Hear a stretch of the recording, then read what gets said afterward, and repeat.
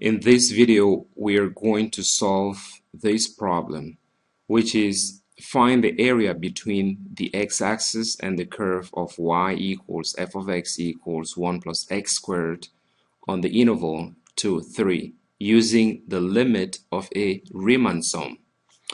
So if we were to graph this function, solution,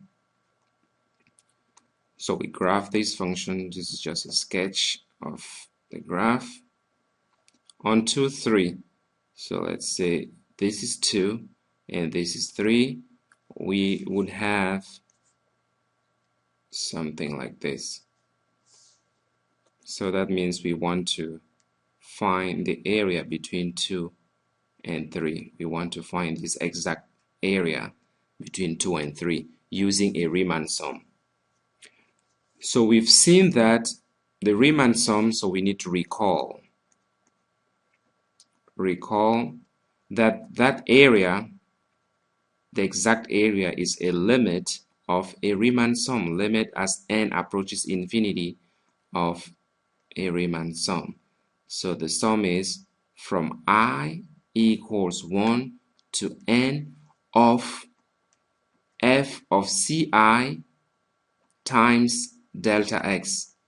And recall also that delta x here is delta x is equal to b minus a over n. And what's b here? B is the right endpoint of the interval. The interval is 2, 3. So b is 3 minus a, which is 2. So this is b, this is a, over n. So we get 1 over n for delta x. We also need to express ci in terms of I and n. For the time being, I'm going to use right endpoints for ci. We know a formula or an expression for ci when ci is a right endpoint of the subinterval. So ci here is equal to a plus I times delta x. So what's a? Ci is equal to a here is 2 plus I, and what's delta x? Delta x up here is 1 over n, 1 over n. So we can write as 2 plus I over n. So that's ci. We have delta x, we have ci. Remember, we are trying to express this Riemann sum in terms of the actual function f of x and the ci and the delta x. Now, what's f of x?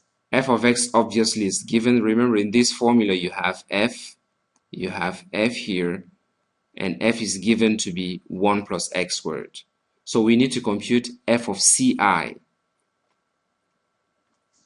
F of ci, f of x is equal to 1 plus x squared. So f of ci is equal to 1 plus ci squared. But what's ci squared? So it's 1 plus ci squared is 2 plus I over n, quantity squared. So at this point, we can even go ahead and FOIL the second part here, which is 1 plus 2 plus I over n times 2 plus I over n. So we can easily FOIL this.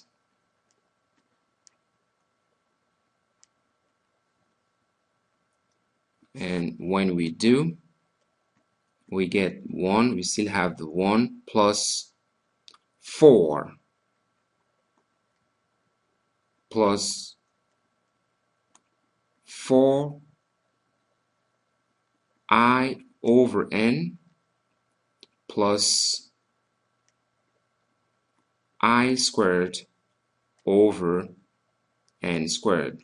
So that's what f of ci is equal to, which we can even write because we have 1 plus 4, so that's 5. F of ci equals 5 plus 4I over n plus I squared over n squared.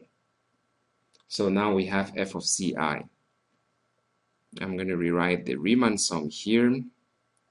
The Riemann sum is summation I equals 1 to n f of ci times delta x, which is equal to summation from 1 to n.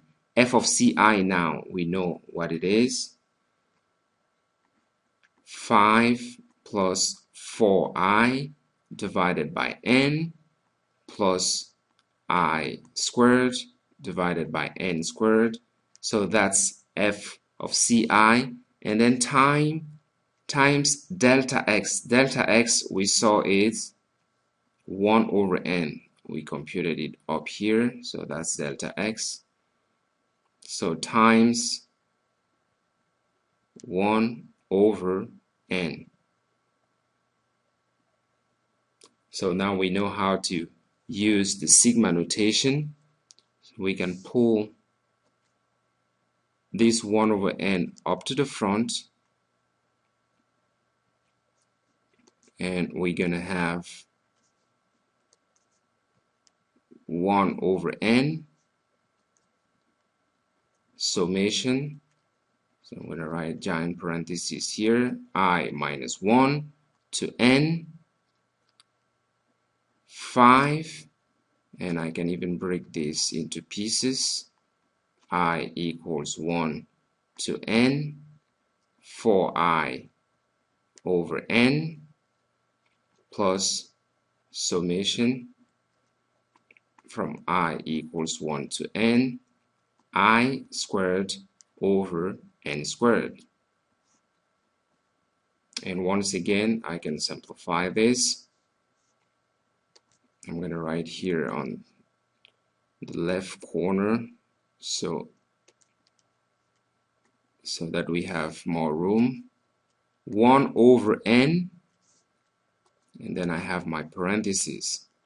The first expression here, I'm just going to leave it exactly this way. I'm going to simplify them all at once.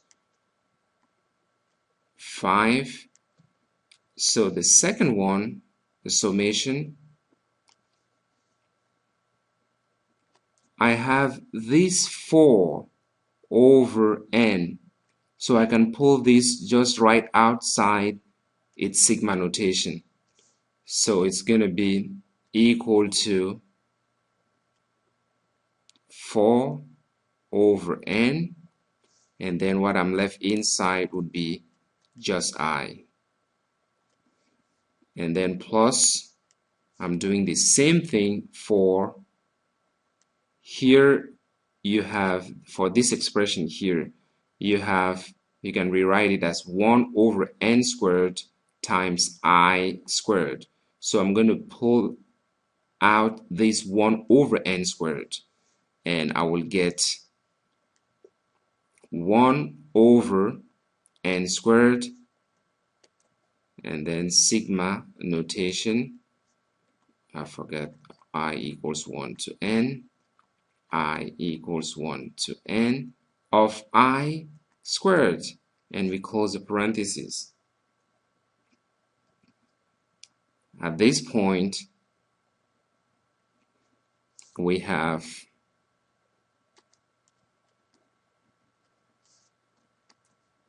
one over n, and then we open the parentheses. Now we know the formulas for these notable sums. So the sum from I equals 1 to n of 5, this is equal to 5 times n,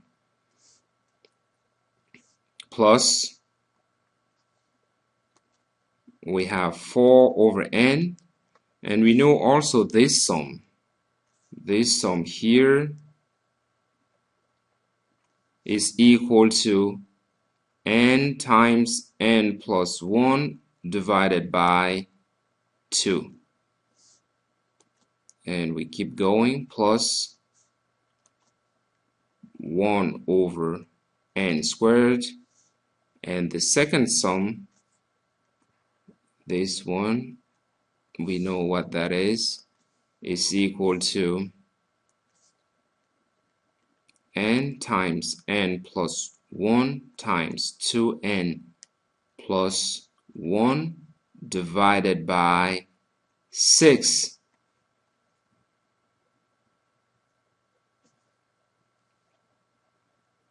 And we can go ahead and even simplify further by multiplying, by distributing the 1 over n to each term. This is a simple step. So we're going to get 5 plus,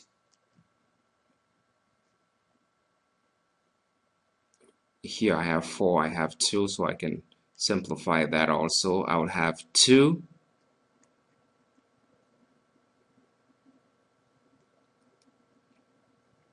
times n plus 1. Oops, I forget to cancel the n, so this n will cancel with that one. So I would have n plus 1 over, let me just write properly, n plus 1 over n, and then the last term, when we simplify, we have n plus 1 times 2n plus 1 divided by 6n squared. Now the goal is to compute the limit as n approaches infinity of this whole term. Oops.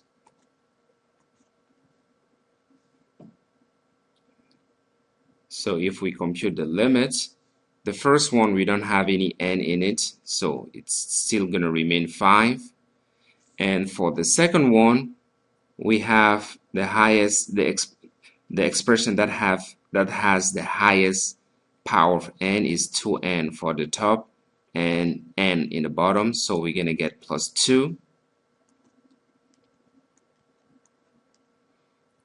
And for the last expression here, on top, the expression with the highest exponent of n would be n times 2n, which is 2n squared, and on the bottom we have 6n squared. So when we cancel, we get 1/3.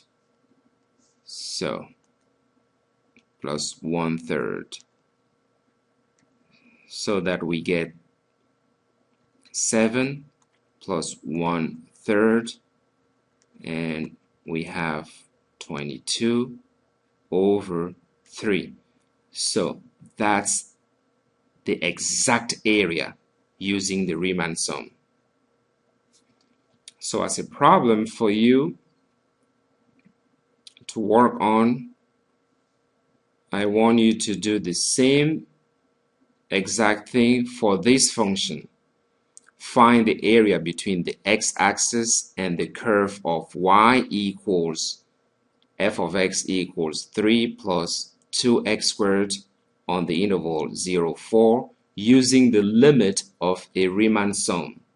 And just as an incentive here, the answer is 164 over 3.